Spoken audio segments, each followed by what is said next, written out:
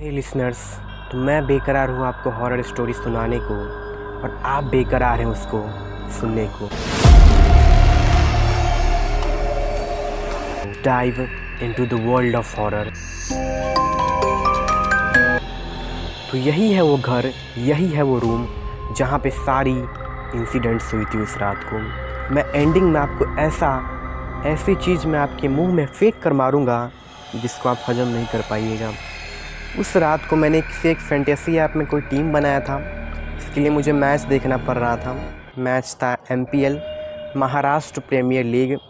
और मेरे पेरेंट्स घर के बाहर यानी कि रूम के बाहर छत पे थे।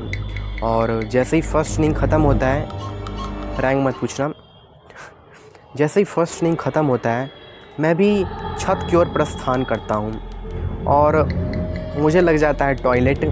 और जैसे मैं कुछ कदम चलता हूँ तब मुझे मम्मी की आवाज़ आती है। वो पीछे से मुझे बोल रही है कि इस छत पे किसी की शैडो फॉर्म हो रही, जैसे कोई चल रहा है इस छत पे।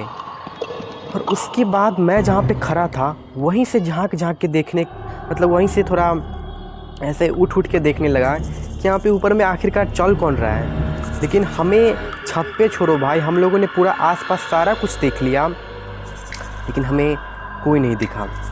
और उसके कुछ देर बाद भी हमने कुछ उसी छत पे बिताया, उसी भूतिया छत पे। आप बिलीव नहीं करोगे, उस छत पे बिल्कुल हम लोग अकेले थे, चारों बगल कोई नहीं था।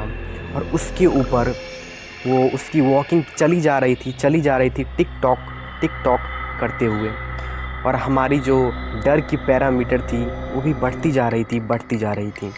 उसके कुछ समय बाद मतलब हमारा डर का लेवल बहुत ज़्यादा मतलब एकदम हाई पे चला गया और हमने फाइनली अपने रूम की ओर प्रस्थान किया। लेकिन उस रात ये बात यहीं पे ख़त्म नहीं होती है। ये हॉरर कहानी, ये भूतिया कहानी वहीं पे ख़त्म नहीं होती है। क्योंकि रूम में एंटर करने के बाद मुझे डर का डी बहुत लग रहा था, मुझे टॉयलेट का टी बहुत लग रहा था, लेकिन मुझे नींद का एन बिल्कुल नहीं आ रहा था। लेकिन हम लोग बोलते हैं ना, या फिर मेरे थॉट्स होंगे कि अगर कोई पावर है तो उसके ऊपर एक सुपर पावर होती है, एक सुपर पावर जो कि मम्मी के रूप में थी उस दिन। उसके कई रातों तक मैं मतलब पीछे मुड़ के जाता था मूतने के लिए।